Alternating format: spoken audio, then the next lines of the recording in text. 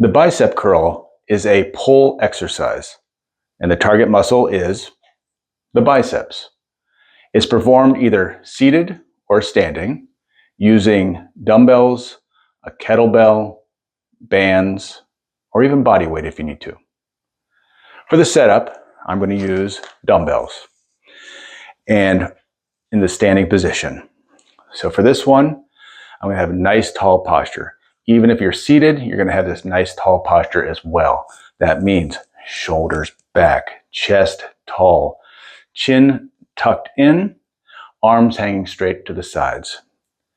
And we're going to go one arm at a time. I'm going to start with the right hand side here. And with my hands off to the side, we are just going to raise it up to our shoulder. And I want you to take note of my elbows here as I bring that weight up. That elbow is going to stay glued to the side of my body. And the shoulders are nice and relaxed. For the breathing,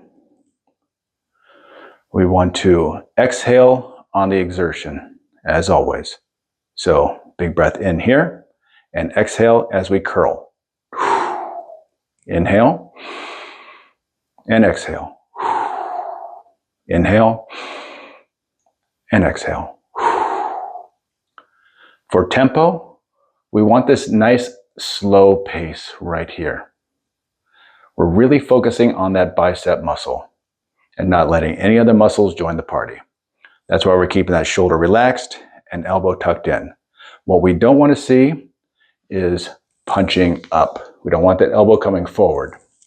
And we also don't want that shoulder coming up like here. We want that shoulder knocked down, elbow glued, and just bringing that arm, that hand up to the shoulder. And you can see there's slight wrist movement on the bottom part of the position. I'm in a neutral grip, so hands off to the side. As I curl up, that little finger is coming up towards my shoulder, like my little finger is trying to touch my shoulder. And right back down.